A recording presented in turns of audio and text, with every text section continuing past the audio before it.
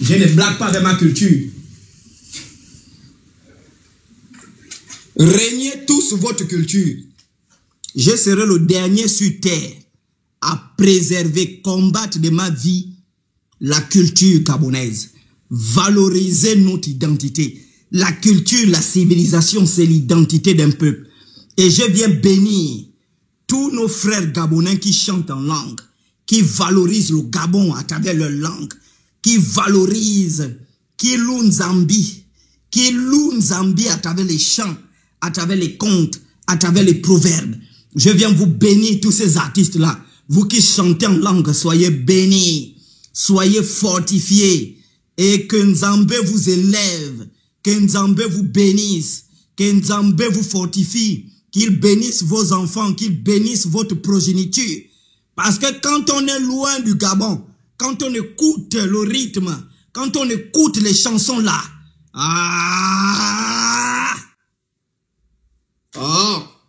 il n'y a rien de plus beau que d'être enraciné dans ses racines. Maudit soit le peuple qui n'a plus de racines. Je maudis tous les peuples qui ont abandonné leurs racines pour s'accrocher aux racines des autres. Soyez maudits à jamais. Vous allez mal mourir. Vous allez mourir mal. Vos enfants vont mal mourir. Vous qui insultez nos cultures. Vous qui insultez nos traditions. Vous qui insultez nos civilisations. Au profit des civilisations importées. Au profit des religions importées. Je maudis vos culs. Je maudis vos anus. Vos anus, il n'y aura que des asticots. Lorsque tu vas prendre le bic rasoir pour raser les poils, le bangala va se couper, la gilette va blesser ton bangala, tu vas mourir, le bangala coupé. Oh, je maudis vraiment le con, les femmes qui critiquent la culture.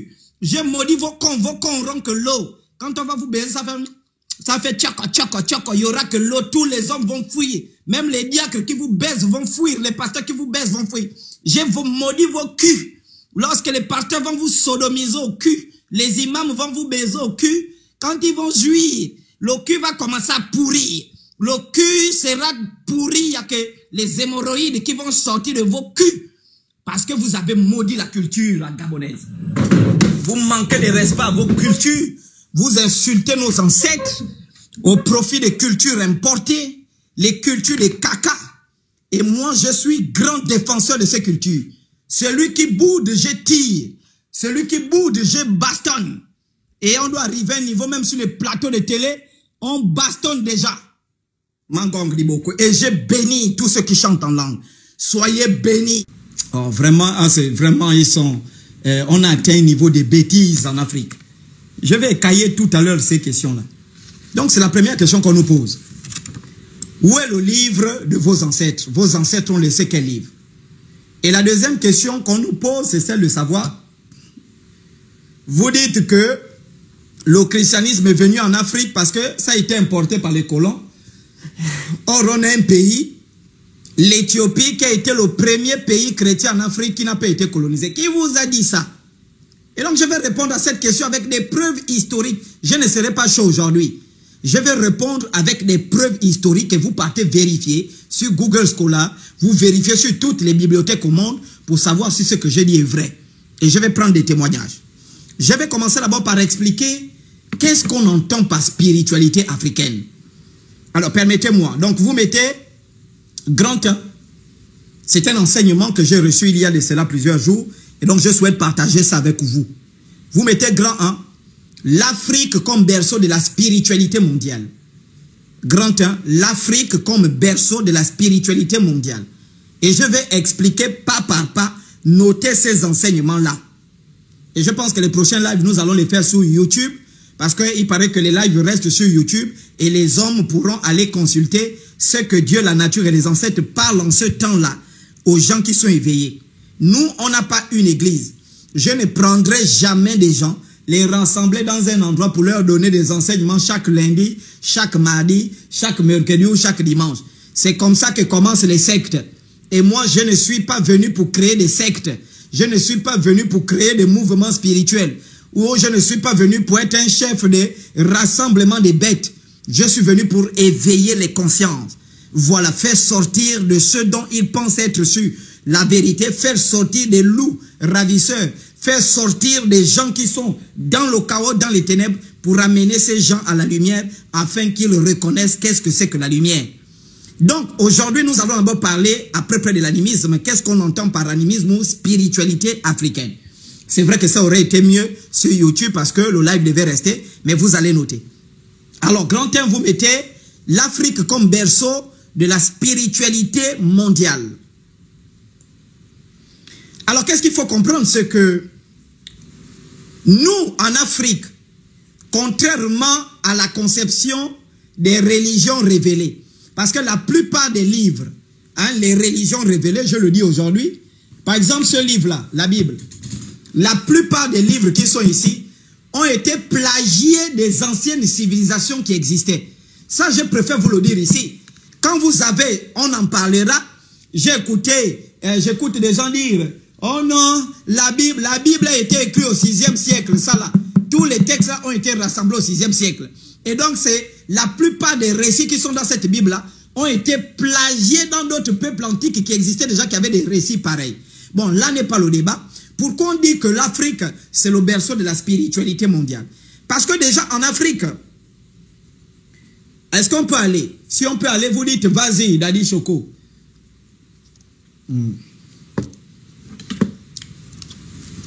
Est-ce qu'on peut aller? Et vraiment, si je vais trop vite, essayez de me calmer. Hein, parce que même mes coucous sont déjà là, vous savez que je suis trop chaud, je m'énerve vite, tout ça. Je vais essayer de me calmer pour donner l'enseignement de façon posée. Hein? Je vais vraiment essayer de parler au Moukoukou qui me chauffe un peu là. Pour lui dire de se calmer un peu, je vais essayer d'être posé. Très bien. J'ai dit grand temps dans notre enseignement.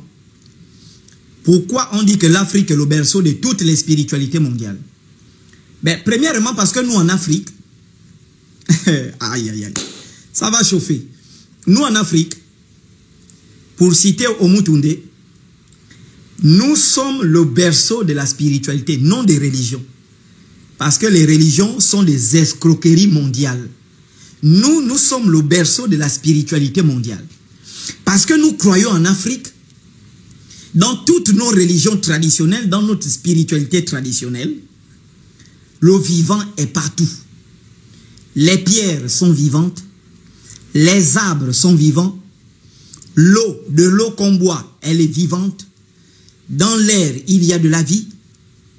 Le visible et l'invisible ne font que un. J'espère qu'on se fait comprendre. Hein? Donc, contrairement aux autres qui estiment que dans un arbre, il n'y a pas la vie, dans l'eau, il n'y a pas la vie, ce ne sont que des superstitions. Dans l'air, il n'y a pas la vie. Pourtant, ils croient aux démons, ils croient aux anges, mais je ne sais pas où ils estiment que ces démons, ces anges-là habitent. Ils estiment que le feu n'est pas une entité. Ils estiment que l'eau, il n'y a pas la vie dans l'eau. Nous qui sommes les maîtres, le berceau de la civilisation spirituelle, nous en Afrique, dans nos sociétés ancestrales, dans notre spiritualité ancestrale, tout est vivant. C'est-à-dire tout ce qui a été créé par la mère nature, ou tout ce qui est sorti de la mère nature a une vie. Et donc il y a la vie dans les plantes, il y a la vie dans les arbres. Les arbres que vous voyez là parlent. Les arbres ont un langage que seul l'initié, que seul l'être spirituel peut comprendre et saisir le sens du langage des arbres. La pierre que vous voyez là, les pierres, le granit, la pierre d'Embigou, les pierres là ont une vie à l'intérieur. Il y a des pierres où il y a des entités qui vivent à l'intérieur de ces pierres. Et donc il faut comprendre une chose. Nous en Afrique, nous croyons que il y a le vivant partout. Il y a le vivant dans tout ce qui a été créé par la mère nature. Dans l'eau, il y a les pierres. Dans l'eau, il y a la vie. Dans les arbres, il y a la vie. Dans la nature, il y a la vie. J'espère qu'on se fait comprendre. Si c'est bon, vous dites Daddy Chocolat, vas-y. J'ai dit ça, c'est un enseignement parce que vous devez répondre à ces enculés-là. Oh, j'ai dit un gros mot TikTok aussi, vos bangala TikTok, vraiment. On ne peut pas parler librement, on coupe, on coupe. Nous, on est libre. Hein? Moi, je suis libre.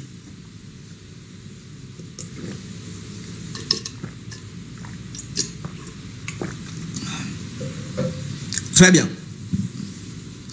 Donc, nous en puisqu'il y a le vivant partout, l'homme devient un trait d'union entre le monde visible et le monde invisible.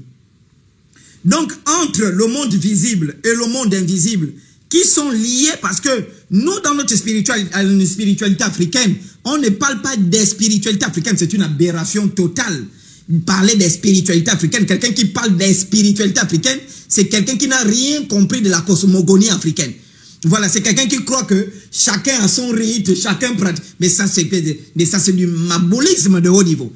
Et donc, pour revenir sur la question, chez nous, le monde visible et le monde invisible ne font que un. Le monde visible et le monde invisible, puisque le monde visible et le monde invisible ne font que un, l'homme devient un trait d'union entre Dieu, entre la nature et entre les ancêtres pour le monde visible. La nature devient un temple, un élément où on puise tout ce dont nous avons besoin pour pratiquer notre spiritualité. Contrairement aux autres qui excluent la nature, chez nous, la nature est primordiale. La nature, c'est notre temple. La nature, c'est notre modèle de vie. La nature, c'est notre première Bible. Et j'en reviens sur la question des bêtes là qui posent. Où est votre Bible? Où est votre Bible? C'est pourquoi quand j'étais dans le courant branhamiste, il y a quelque chose que j'avais aimé chez Branham. Branham avait dit, mais la première Bible, il avait dit à ses disciples, la première Bible que Dieu a créée, mais ce n'est pas le livre. La première Bible, c'est le cosmos. C'est ça la plus grande des Bibles. C'est le plus grand livre. Et donc, ce livre-là, c'est notre temple. J'en arrive. Donc, premièrement, nous sommes le berceau de l'humanité. Nous sommes le berceau. Si nous sommes le berceau de l'humanité, ben, ça veut dire que nous sommes le berceau de la culture. Ça veut dire que nous sommes le berceau de la spiritualité. Et notre spiritualité, elle repose sur l'idée qu'il y a le vivant partout. Et donc, vous mettez grand 2. Grand 2, donc grand 1, l'Afrique, berceau de la spiritualité africaine, berceau de la spiritualité mondiale. Pourquoi nous sommes le berceau de la spiritualité mondiale? Parce que dans nos croyances à nous africaines, nous croyons que le vivant est partout. Si c'est bon, vous me dites. Grand 2.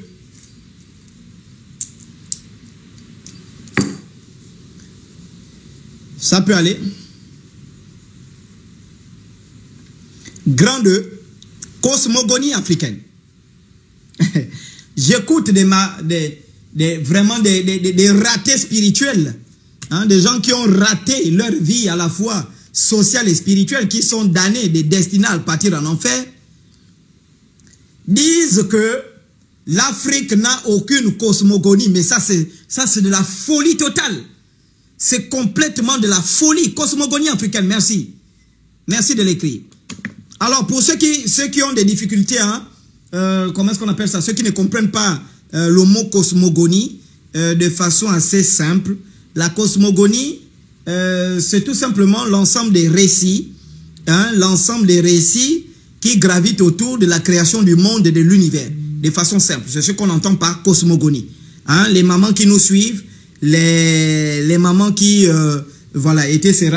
Voici le mot cosmogonique. Voilà.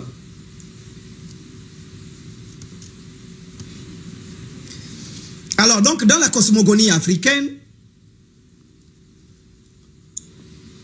il y a en Égypte, je vais commencer par l'Égypte, hein, chez les Kémètes, parce que le mot Égypte, en langue, je ne sais pas, égyptienne de l'époque, on disait Kémètes. Aujourd'hui, on parle des Kémites, etc. Donc, chez les Kémètes, il y a un dieu qu'on appelle Mat, qui est le symbole de la justice divine.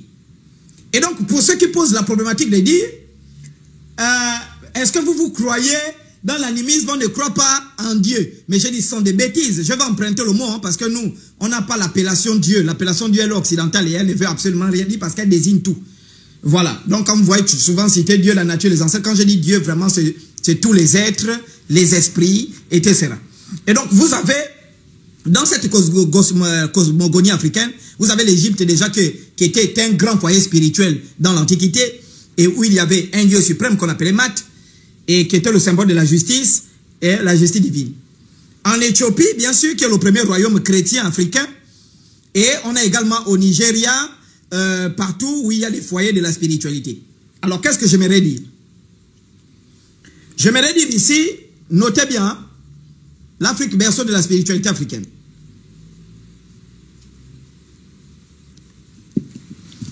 Grande cosmogonie africaine.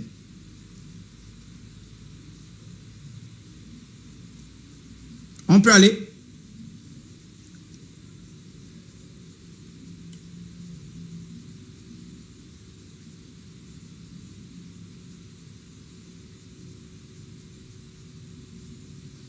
On peut aller.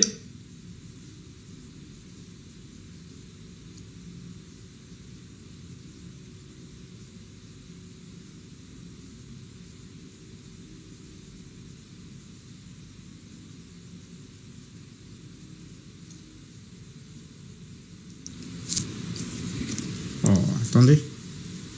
Je vais prendre des messages. Oh, c'est pas ça.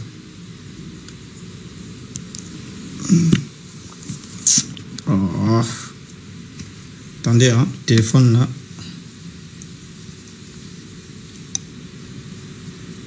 Ok, c'est bon. On peut aller, non? Désolé, les téléphones des blancs là, moi je ne connais pas manipuler ça. Ok. Dans la cosmogonie africaine, donc on parle de la cosmogonie africaine, c'est l'ensemble des récits qui relatent la création du monde ou de l'univers par un être suprême. Et donc pour les gens qui vous disent, oh, en Afrique, vous ne croyez pas, oui, nous on ne croit pas en Dieu, mais nous avons l'appellation de l'être suprême. Parce que Dieu, en réalité, c'est un mot occidental. Et qu'on apprête, qu'on attribue à tort à un être suprême, qui n'est pas nécessairement le cas. Parce que les plus grands criminels du monde, vous allez les voir dire Dieu. Dieu m'a dit. Les pédophiles, Dieu m'a dit. Les satanistes, Dieu m'a dit. Les vrais bandits, les tueurs, les vrais maudits, ils viennent, oh Dieu m'a dit. Oh Dieu m'a dit. Mais comment des criminels, comment des voleurs, comment des pédés, comment des pédocriminels, des assassins peuvent se permettre de venir dire Dieu, Dieu, Dieu. Ça veut dire que le mot là, il y a un problème dans ce mot. Hein? Ah oui, ils ont parlé des injures. Donc, dans la cosmogonie africaine, nous avons plusieurs peuples à travers le temps qui ont désigné par une appellation précise à leur culture l'être qui a créé l'univers.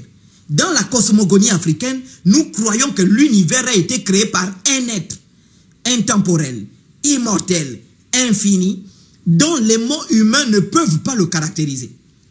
Chez les Dogons, on parle de Nomo. Écoutez-moi bien. Donc, le peuple Dogon, hein, qui peuplait la région du Nigeria, la région du Bénin, la région du Togo, etc., qui était dans la civilisation Yoruba, on parlait, bien sûr, de Nomo. Nomo, c'est l'être suprême, hein, dans cette culture-là, qui est à l'origine de la création de l'univers. Et donc, oui, merci de me rappeler également, jusqu'au Mali. Exactement, merci. Ensuite, cet être qu'on appelle Nomo, donc dans les civilisations, parce que cette civilisation de Dogon s'étend du Mali, en tout cas le Mali, le Sénégal, l'Afrique de l'Ouest, jusqu'à pratiquement l'Afrique australe. Et donc, l'être venu des étoiles, hein, celui qui serait venu des... Oh, mais putain, oh, j'aime ça, mon Dieu, j'aime ça. Donc, l'être qui serait venu des étoiles, on appelle Nomo, et celui qui serait à la création, à l'origine de la création de l'univers. Mais vous savez que dans l'Antiquité, les anciens, ils avaient un langage en parabole. Quand on dit l'être venu des étoiles, ça veut dire que l'être brillant, c'est l'être venu des étoiles, c'est, en deux termes, c'est une façon de désigner, parce qu'il n'y avait pas de mots à cette époque pour désigner l'incréé. Est-ce qu'on peut poursuivre? Donc, dans la cosmogonie africaine, les peuples Dogon, déjà au Mali, au Nigeria, au Sénégal, dans l'Antiquité, le Moyen-Âge, ils croyaient que l'univers a été créé par un Dieu, bon, enfin, pas un Dieu, un être suprême venu des étoiles. Hey! Aïe, aïe, aïe. Prenez les notes. Je vous dis que chaque pasteur qui va venir en débat classique, ne touchez même pas le côté là. On va parler de la civilisation africaine, ne touche même pas. Je vais cailler, wak, wak, wak, wak, wak, wak. Aïe, aïe, aïe, chocolat, pardon, chocolat, aïe, aïe, aïe, aïe, aïe, ne me frappe pas trop, j'ai la honte devant les enfants. Est-ce qu'on peut poursuivre?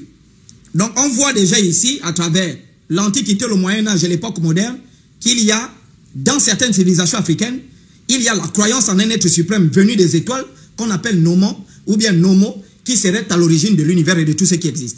On peut avancer?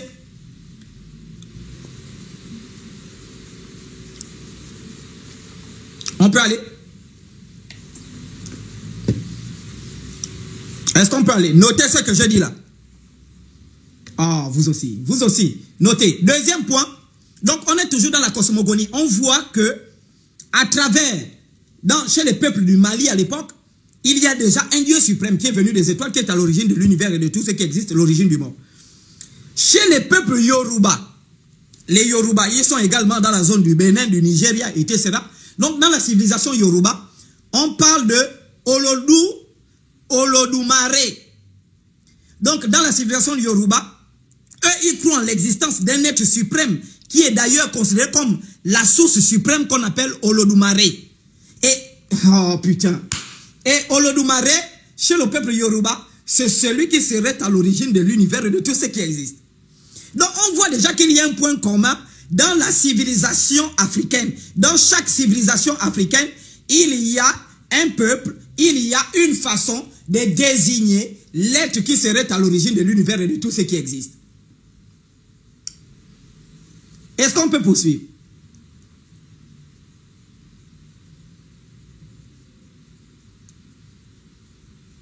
On peut poursuivre? Donc, on a déjà la civilisation malienne, où on parle d'un être Nomo, venu des étoiles. Dans la civilisation Yoruba, il y a Olodumare, qui est à l'origine, qui est la source suprême, la substance infinie, qui est à l'origine de l'univers et de tout ce qui existe. Donc, on a la civilisation Yoruba, où on voit déjà l'existence d'un être suprême qui a créé l'univers. Chez le peuple bantou, notamment l'Afrique centrale et l'Afrique du Sud, parce que les royaumes bantous s'étendent de l'Afrique centrale, bon, presque toute l'Afrique subsaharienne est composée de peuples bantous.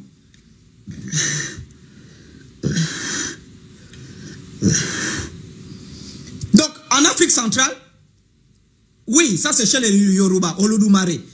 Et en Afrique centrale, les anciens, dans notre cosmogonie, nous croyons en l'existence d'un être suprême qui est à l'origine du monde, de tout ce qui existe.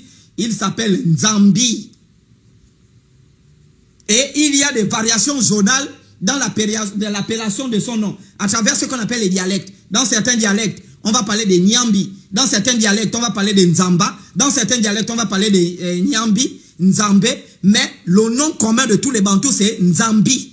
L'être suprême.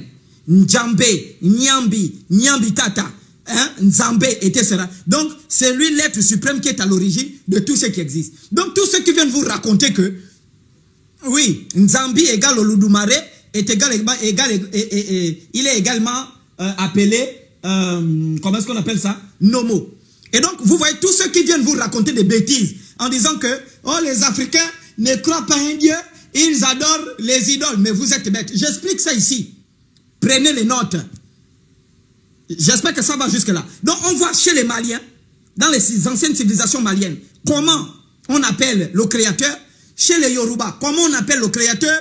On a ensuite chez les Bantous, comment est-ce qu'on appelle le créateur. Et tous les points communs, c'est qu'ils sont à l'origine. Le créateur est à l'origine de l'univers et de tout ce qui existe. Ça c'est chez le peuple Bantou. Le créateur du monde c'est Nyambi.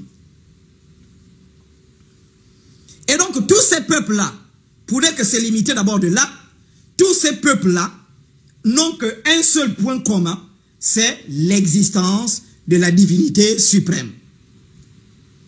Et c'est pourquoi vous allez voir ici, chez les Bantous, par exemple, ils vont donner à cet être suprême 3 grands noms. Nzambe Pungu, Nzambe Diel et Nzambi Rondu. Donc, le Dieu de la puissance, on va dire l'être de la puissance, l'être de l'amour, l'être du pouvoir. J'espère qu'on peut rouler là. Et c'est dans ces différentes langues-là, lorsque vous priez chez vous, parce que la prière n'appartient pas aux religions importées. Ils nous ont trouvés ici, en train de prier. La prière, c'est un culte africain. Et lorsque vous priez, vous devez prier au nom de ces dieux-là que vos ancêtres parlaient. C'est pourquoi nous on parle du Dieu de nos ancêtres. Le Dieu de nos ancêtres, c'est Olodumare. Le Dieu de nos ancêtres, c'est Nomo. Le Dieu de nos ancêtres, c'est Nzambi. Quand moi j'ai pris au nom de Nzambi. Parce que c'est lui l'être créateur du monde dont mes ancêtres adoraient. L'être créateur du monde dont mes ancêtres servaient. L'être créateur du monde, c'est Nzambi. Nzambi Pungu, Nzambi Dien, Nzambi Rongo. Voici le Dieu de nos ancêtres. J'espère qu'on peut aller.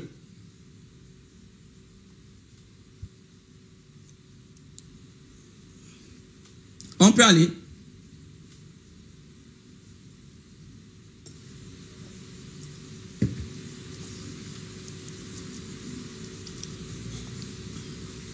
Est-ce qu'on peut aller? Vous mettez grand 3 avant de répondre à la question de Semaboul là qui vous pose des questions bêtes.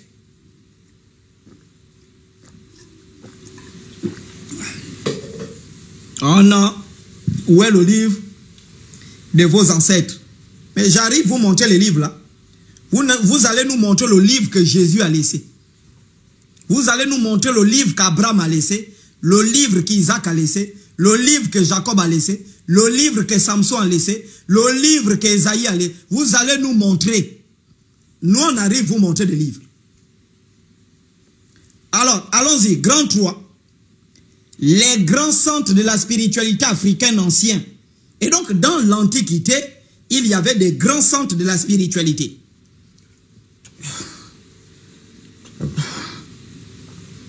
Dans l'Antiquité, il y avait des grands centres de la spiritualité. Peut-être que vous ne le savez pas.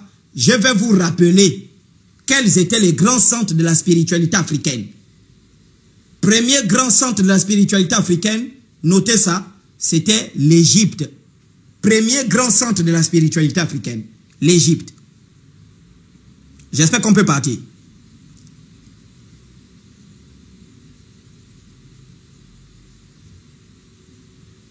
C'est bon, ça peut aller.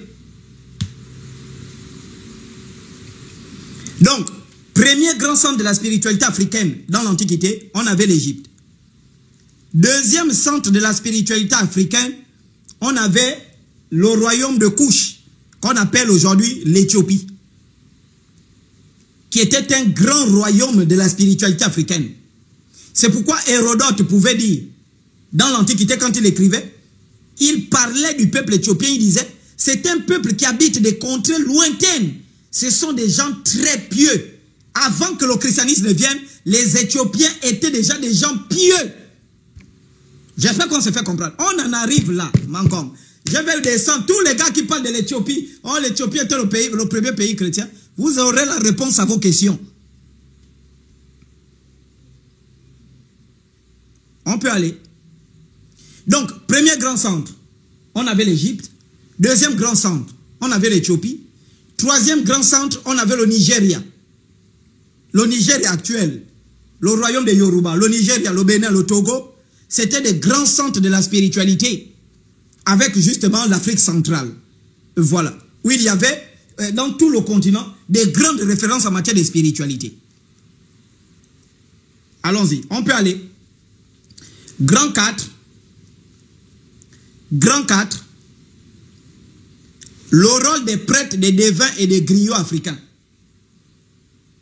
Parce que s'il y a spiritualité, si l'Afrique avait une spiritualité, ben ça veut dire qu'il y avait des prêtres, il y avait des devins et il y avait des griots.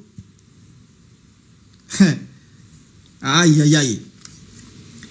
Grand 3, grand 4. Le rôle des prêtres, des devins et des griots dans la spiritualité africaine. Alors, petit 1, quel est le rôle du prêtre dans la spiritualité africaine? Parce qu'il y avait des prêtres, il y a des prêtres dans notre spiritualité. Quel était son rôle? Ben, le prêtre a 3 rôles. Premier rôle, le prêtre est un guide. Deuxième rôle, le prêtre est un guérisseur. Troisième rôle, le prêtre africain est un enseignant. Donc, premièrement, c'est un guide de la vie morale, un guide de la vie sociale, un guide de la vie politique, un guide de la vie économique, un guide de la vie militaire. Donc, c'était le rôle du prêtre. Deuxièmement, le prêtre devait également être un guérisseur. Grâce à sa maîtrise de la nature, des lois de la nature, des arbres de la nature, les symboles, les eaux, et grâce au dialogue qu'il entretenait avec la nature, il devenait ipso facto un guérisseur. Et troisièmement, le prêtre en Afrique était un enseignant. Quel était le rôle du griot? Dans les anciennes sociétés africaines, moi j'ai fait partie des griots, je suis un conteur. Donc le griot c'est un mot notamment utilisé en Afrique de l'Ouest, mais dans d'autres, comment est-ce qu'on appelle, dans d'autres civilisations, il y a un autre mot pour désigner celui qui raconte les proverbes, les épopées, celui qui raconte les contes, les proverbes, les épopées africaines. Et le griot avait pour objectif de parcourir toutes les contrées pour rappeler aux hommes les exploits de ce qui s'est passé autrefois. Oh. Hey! Je crois à la restauration de la dignité africaine. Je crois qu'un jour, l'Afrique va revenir ce qu'elle était. Et je crois que à ma prochaine réincarnation, je vais parcourir les villes africaines, les villages africains, et je vais m'asseoir sous des arbres pour raconter les épopées africaines, pour raconter les histoires des guerriers africains, pour raconter etc. Parce que c'est ce qui fortifiait les peuples. Le griot avait pour objectif de fortifier le peuple. Le griot était une bibliothèque vivante. Le griot était une bibliothèque vivante qui avait pour objectif de rappeler aux hommes leur passé, de rappeler aux hommes ce qu'ils étaient, de rappeler aux hommes où est-ce qu'ils viennent, de rappeler aux hommes l'histoire de leurs ancêtres, de rappeler aux hommes les victoires de leurs ancêtres, rappeler aux hommes les échecs de leurs ancêtres, rappeler aux hommes les histoires de leur famille. C'était ça le rôle du griot. Et aujourd'hui, on a éteint les griots africains. Aujourd'hui, vous avez fait des griots des écrivains. Un griot n'écrit pas. Un griot raconte. Un griot reçoit l'inspiration et il raconte en disant « Il était une fois. Il était une fois. Qu'il en soit ainsi. Il était une fois. » C'était le rôle du griot. Et les griots africains, vous devez revenir. Il y en a des griots qui ont l'intelligence et la sagesse africaine, qui ont reçu cette intelligence de la part de Dieu, la nature et les ancêtres. Ils reçoivent l'histoire. Ils doivent raconter cette histoire pour donner de la force, pour donner de la restauration. Ils doivent raconter les épopées des guerriers africains. Ils doivent raconter les épopées des rois africains. Ils doivent raconter l'histoire.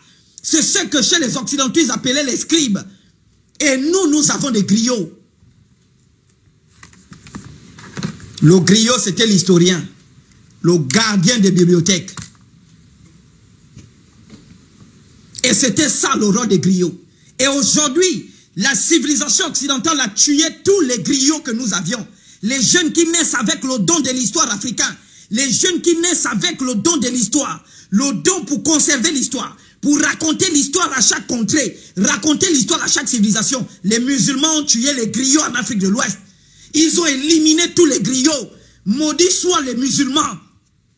Ils ont éliminé les griots. Aujourd'hui, dans les pays colonisés par l'islam, les griots se cachent.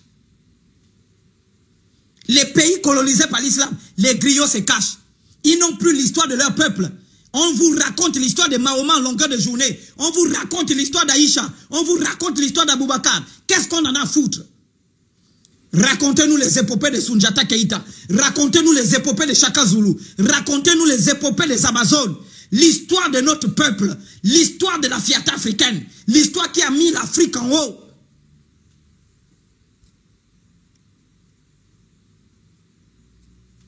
Et je viens pour restaurer l'âme des griots. Parce que moi-même j'en suis un. Je suis un griot. Et on aime être des griots. Il faut conserver l'histoire. Le griot, c'était la bibliothèque.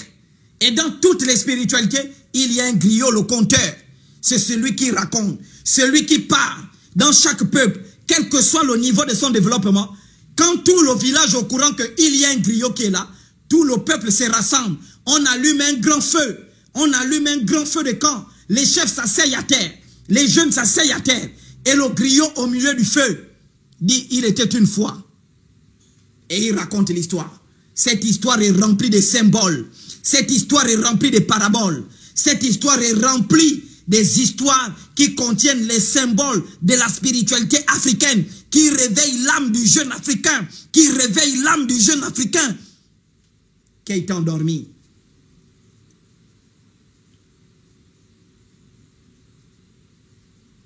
Oh, j'aime ça. On doit restaurer les griots dans nos pays. On doit restaurer les conteurs. Ils doivent raconter ces histoires dans les écoles. Ils doivent raconter l'histoire de notre peuple dans les universités. On veut pas des gens qui écrivent. On veut des gens qui racontent. On veut des gens qui parlent sous l'inspiration. On ne veut pas des écrits. La spiritualité, elle vient par inspiration. La spiritualité vient par inspiration. Et il est interdit d'écrire les lois de la spiritualité.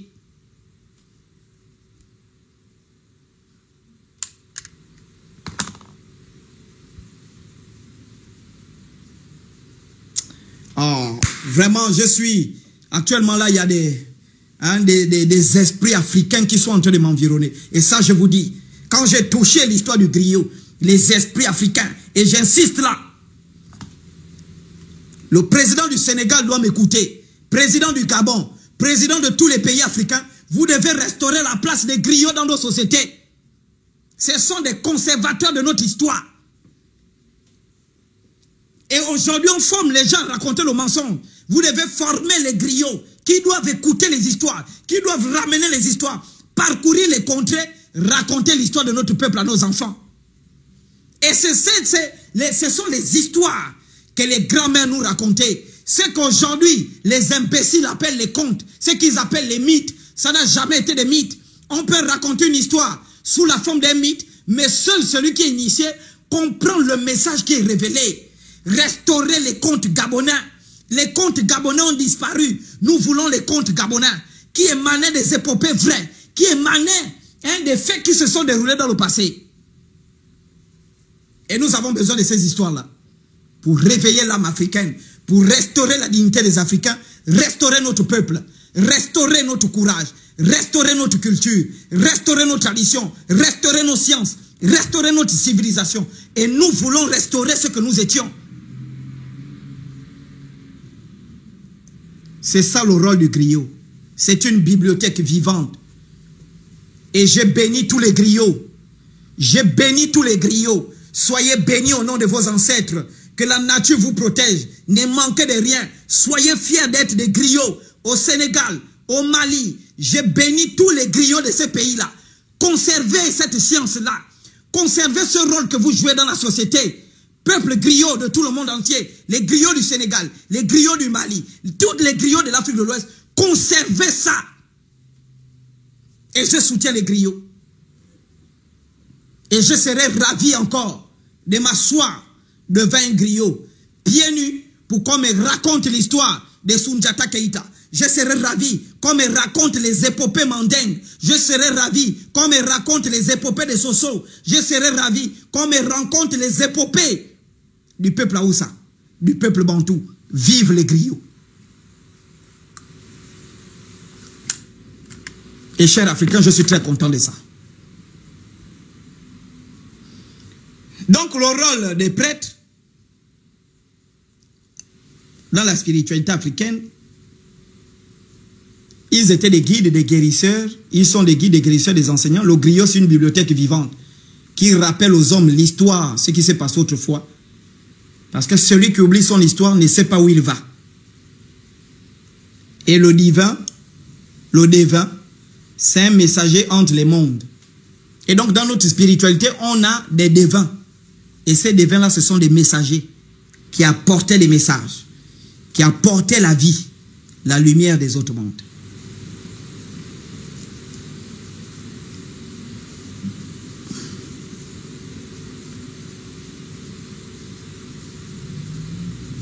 Je ne peux pas tout enseigner, je vais répondre à la question. Première question qui vous a été posée.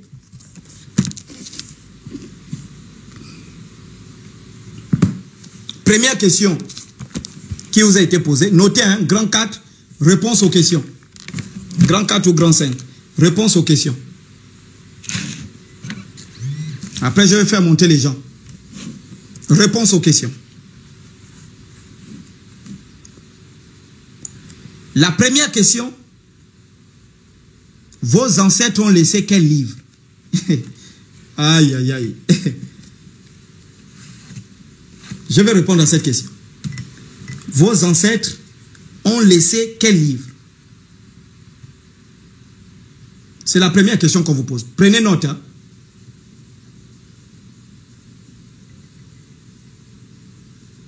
Vos ancêtres ont laissé quel livre? C'est la première question.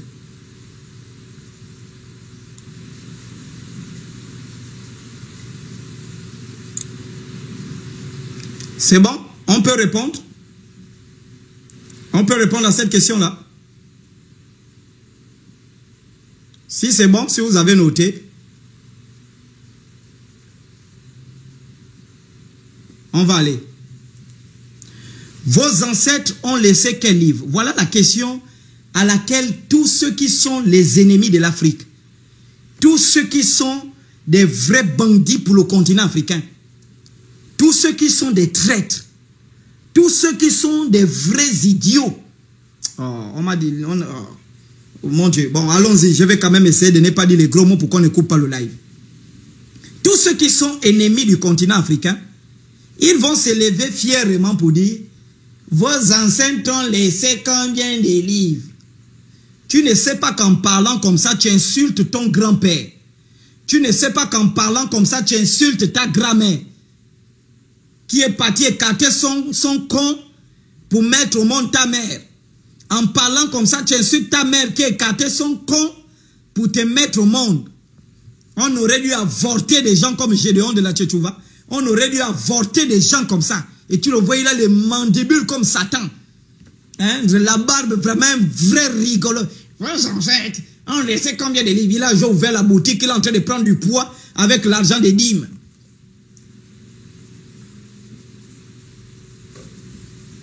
Il a déjà même la voiture. Quelqu'un qui ne travaille pas. Il a la voiture. Nous, on travaille. On n'escroque pas les gens, on travaille. Tu es là. Le Seigneur Jésus-Christ. Le Seigneur Jésus-Christ. Tout le monde y a. Tu es déjà dans la voiture. Colonisateur africain. Hein? Qu'est-ce que vos ancêtres font actuellement au Togo? Qu'est-ce que vos ancêtres font au Togo? Oui. Les deux guerres de la Côte d'Ivoire, les guerres civiles. Gédéon de la Tchétchouva prêchait. Quand il y a eu la première guerre civile ivoirienne, il prêchait déjà. Son Dieu qu'il prêche a fait quoi pour la Côte d'Ivoire? En 2011, quand il y a eu la guerre civile entre Gbagbo et Alassane Ouattara, moi j'étais encore en première ou seconde ou terminale, je ne sais pas trop, il y a eu une grande guerre civile. Actuellement, on parlait, à cette époque-là, en 2011, on parlait du printemps arabe qui avait ravagé la Libye, la Tunisie, l'Égypte, etc. Donc, il y a des dictateurs des pays arabes là qui étaient tombés. En même temps, ce vent-là a basculé jusqu'en Côte d'Ivoire. La crise électorale de 2011 entre Alassane Ouattara et Gbagbo.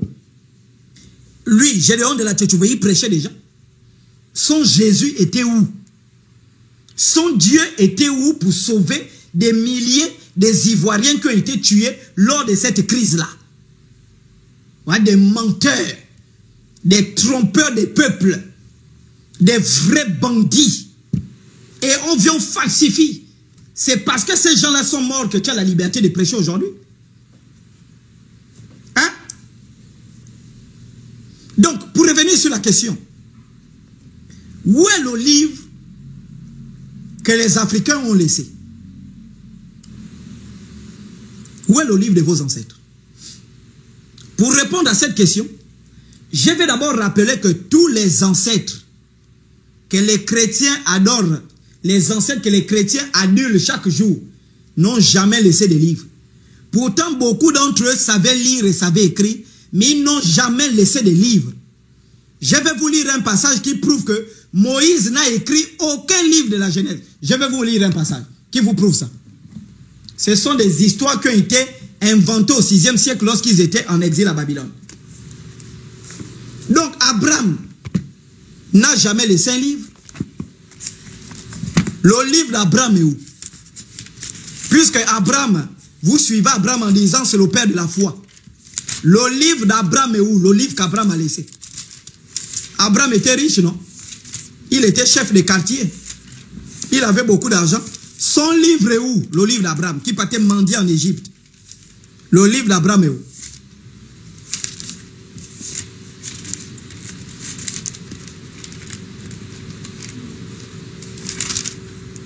Le livre d'Abraham est où? Le livre d'Isaac est où? Le livre de Jacob est où? Montrez-moi un seul livre que Jacob a laissé. Montrez-moi un seul livre que Élie a laissé. Montrez-moi le livre d'Élisée. Bon, là n'est pas le problème. Votre Dieu Jésus, il a laissé quel livre? Pourtant, il savait écrire. Hein? Dans Matthieu 8, on voit Jésus à terre, il est en train d'écrire. Où est le livre que Jésus a laissé? Il a laissé quel livre? Jésus n'a jamais laissé de livre. Jamais il a laissé un livre. Il est venu là parler. Ce sont les catholiques qui ont décidé d'écrire au IIe siècle des textes qui ne sont même pas, qui n'ont pas de source, qu'on peut aller vérifier l'authenticité. Ça n'existe pas. Comment des livres comme ça, Deutéronome qui sont écrits comme ça, on ne connaît pas la source originale. Il n'y a pas les textes originaux. On nous amène seulement des photocopies. On nous dit, vous lisez ça. Les textes originaux n'existent pas. Je défie tout le monde chrétien de m'apporter un seul texte original de l'évangile de Matthieu. Ça n'existe pas.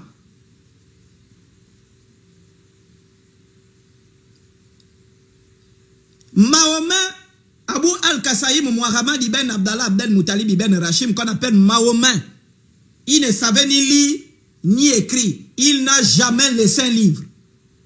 Au temps où Mahomet était vivant, il n'y avait pas de Coran. Le livre, là, il est où? Ce sont des hommes qui ont décidé d'écrire les livres. Mais il y a un danger. Un danger sur lequel? C'est que si c'est véritablement la parole de Dieu, elle ne s'écrit pas. La parole de Dieu se révèle. C'est pourquoi si vous lisez même dans l'histoire de l'islam, vous allez voir que le mot Al-Quran, ça veut dire récitation. Et le Coran n'était pas écrit au temps de Mahomet. On récitait les sourates. La révélation venait à Mahomet.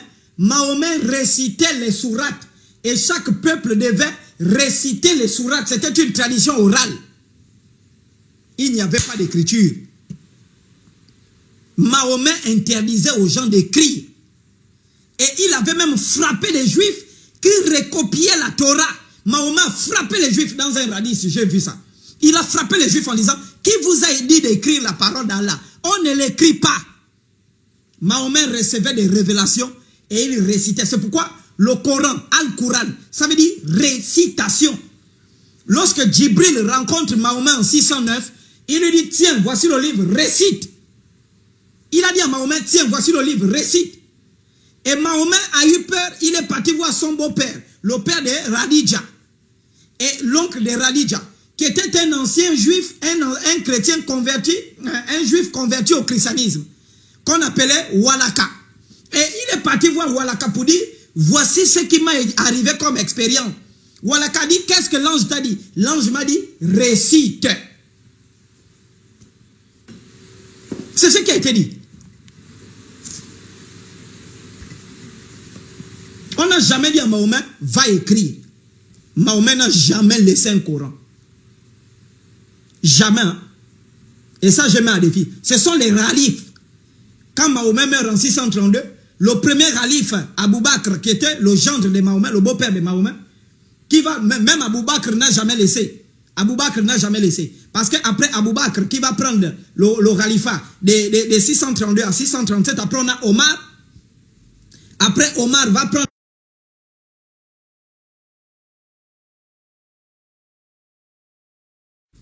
Après, Omar va prendre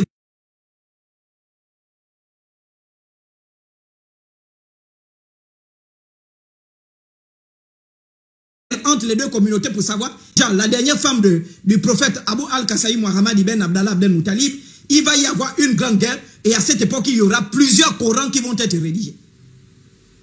Mais Mahomet lui-même, il n'a jamais laissé un Coran écrit. Parce que ce sont des gens qui savaient que on n'écrit pas la parole de Dieu. On ne l'écrit pas. Elle est révélée, on la récite, on la transmet de génération en génération. J'espère qu'on se fait comprendre. Donc, nous en Afrique, je vais commencer par dire à ces chrétiens, les gens qui vos détracteurs, je vais commencer par vous dire, en Afrique, on avait la culture de l'écriture. Les peuples écrivaient l'histoire de leur peuple. Ils gravaient leur histoire, leur expérience sur des arbres, sur des peaux de bêtes, sur des pierres, dans des maisons. Ils gravaient leur histoire. J'espère qu'on se fait comprendre. Mais avec leur contact au 15e siècle, le contact que les Africains commençaient à avoir avec les Européens, qui sont venus taxer leur culture de diabolique, de là va naître la culture de l'oralité, la tradition, les sciences, les techniques qui se transmettaient par écrit, par symbole, par signe, sur les peaux des bêtes, sur des papyrus, sur des maisons, sur des pierres, va quitter de cette culture de l'écriture-là, va se transformer en culture de l'oralité. Et donc en Afrique, la connaissance spirituelle, depuis le 15e siècle, ne se transmet plus par écrit. Je commence d'abord par répondre à cette question. Elle ne se transmet plus par écrit. Elle se transmet à travers des chants. Donc les chants africains, lorsqu'on chante en langue, lorsqu'on chante, il y a à l'intérieur de ces chants-là, c'était justement pour voiler les secrets face aux Occidentaux.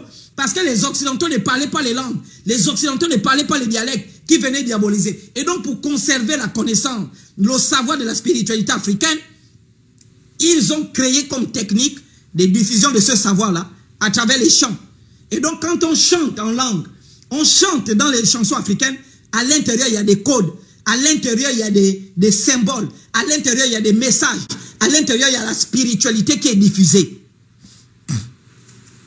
Si c'est vrai ce que vous dites, ce que je dis là, vous dites bah c'est, vas-y. Après je vais prendre les gens qui veulent témoigner. Ça sont des enseignements de haut niveau. Deuxième canal de transmission de la spiritualité africaine, à part les chants, il y a des proverbes. Et donc les Africains, face à la destruction de leur culture, le deuxième canal qu'ils ont trouvé pour transmettre la connaissance, c'est à travers les proverbes. Oh, ils ont commencé par parler à travers les proverbes. Ils ont commencé à parler à travers les apophthegmes. Et donc dans ces proverbes-là, dans ces apophthegmes, dans les paraboles, il y a des symboles. Et dans un proverbe, il y a une histoire qui est cachée. Dans un proverbe, il y a toute chose qui est cachée à l'intérieur. Par exemple, un proverbe, la nuit porte conseil. C'est un proverbe. Mais dans ce proverbe-là, il y a tout un symbolisme de spiritualité. Il y a tout un symbolisme de l'histoire qui est caché à travers ce proverbe. C'est pourquoi on doit restaurer la culture des proverbes. Les proverbes dans nos langues sont plus parlants. Les proverbes dans nos langues sont plus véhiculants. Les proverbes dans nos langues sont plus puissants que les écrits à travers les proverbes. Et quand vous parlez de tradition orale, mais la tradition orale, c'est quoi? Il y a des chants et il y a des proverbes. Ensuite, j'arrive. Troisième canal que les ancêtres avaient trouvé pour cacher la connaissance et la transmettre sans qu'elle ne soit détruite par les ennemis de cette connaissance-là, ben, il y avait les contes, les récits, les contes. C'est pourquoi au village, chaque soir, ou bien chaque jour, ou bien chaque fin de week-end, on faisait asseoir les jeunes. On faisait asseoir... Oh, on doit revenir à ça. On doit raconter l'histoire du peuple africain à travers les contes. Et donc on faisait asseoir et on expliquait aux jeunes hommes à travers des contes qui racontaient les épopées africaines à travers les contes. Et ça restaurait l'âme, la spiritualité africaine. On faisait asseoir les gens autour du feu et il y a quelqu'un, une grand-mère, qui avait de l'expérience de la vie pour conseiller les jeunes dames. La grand-mère qui avait de l'expérience de la vie, elle faisait asseoir les jeunes dames, les jeunes hommes, tous assis autour du feu. Et elle leur racontait un conte soit sur le mariage, un conte soit sur la guerre, un conte soit sur la musique, un conte soit sur la vie sociale. Elle racontait ce conte-là. Et les jeunes autour du feu, les jeunes autour du feu observaient attentivement. Les jeunes étaient captivés. Ils étaient autour du feu. Pendant que les arbres qui étaient consommés par le feu donnaient leur dernier craquement, les jeunes hommes autour du feu, vers la tombée de la nuit, entre minuit et le lever du jour, les jeunes étaient attentifs au chant, ils étaient attentifs au conte. Et au début d'un conte, il y avait toujours un chant qui introduisait le conte. Ensuite, l'histoire était racontée. Et lorsque cette histoire était racontée, à la fin de l'histoire, il y avait un chant. Il y avait un chant qui était entonné. Et tous les jeunes reprenaient le chant en refrain. Les jeunes, les vieillards reprenaient le chant en refrain.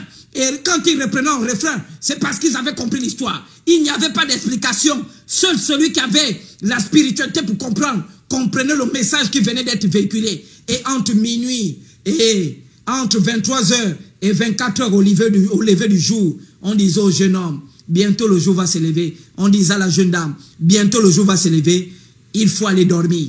Tout le monde quittait le bord du feu, frappé par la sagesse du conteur, frappé par la sagesse de la vieille dame, frappé par l'enseignement qui a été donné. Certains pleuraient autour du feu, certains pleuraient, certains gémissaient, certains confessaient, certains se repentaient. Et c'est comme ça qu'était transmise la spiritualité africaine. C'est comme ça qu'était transmise la connaissance africaine. Et cette connaissance-là, personne ne pouvait nous l'enlever. Cette connaissance-là donnait des valeurs. Cette connaissance imposait le respect. Cette connaissance préparait le jeune homme au mariage. Cette connaissance préparait la jeune dame. Cette connaissance nous préparait à la guerre. Nous donnait l'amour de notre pays.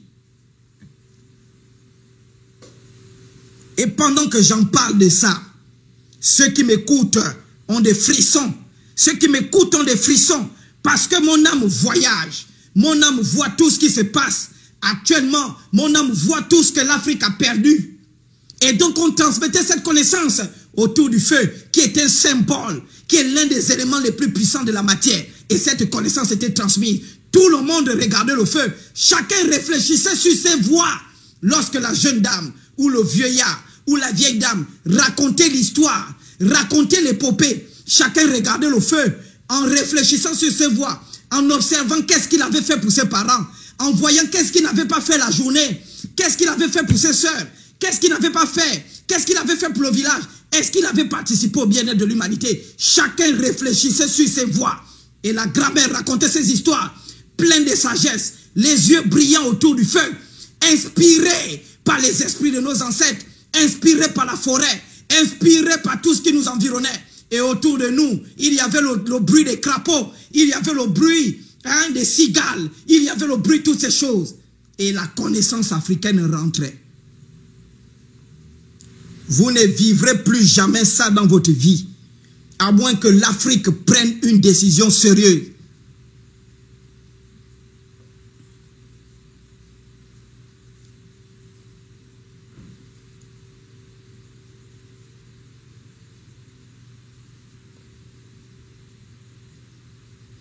Et pendant que je suis en train de parler de ça, les gens qui m'écoutent, je suis en train de vous parler de ça.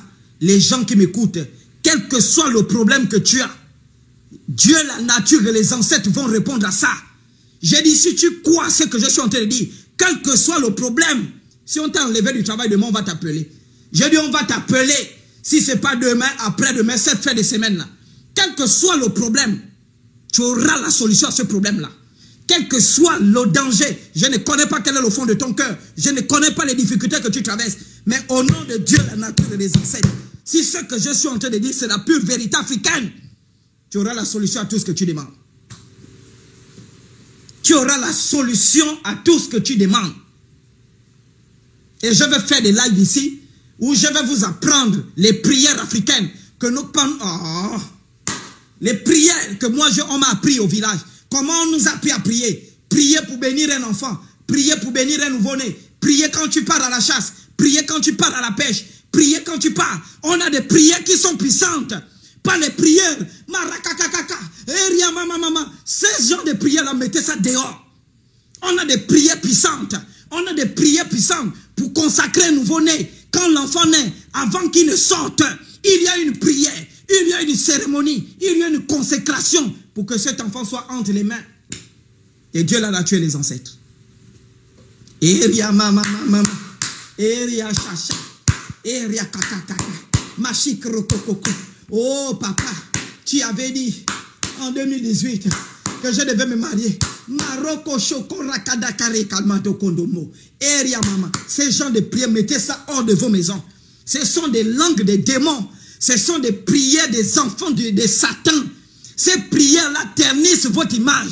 Ces prières-là vous donnent les mauvaises odeurs. Ces prières-là vous rendent flou devant vos patrons. Ces prières-là, depuis que tu pries, les terrains, on ne fait que vendre ton terrain. Comment quelqu'un qui prie Dieu, le chef de quartier a vendu déjà ton terrain 4 fois. Dieu ne te dit pas. Le chef de quartier ne fait que vendre ton terrain. Dieu ne te dit pas. Tu achètes un terrain, on t'arrache. Tu achètes, tu montes un peu les briques, on vole. Tu baignes le camion de sable, on vient, on vole. À cause de tes prières maudites. Oh, nous, on sert Jésus. Vous servez Jésus, mais on te vole le sable. Des années, tu es locataire, tu sais que Jésus. Et il y a même un connard qui m'a dit, mais moi je suis locataire, Jésus aussi, il n'avait pas de maison. Voilà, c'est-à-dire que ces gens ils ont atteint un niveau de malédiction pas possible.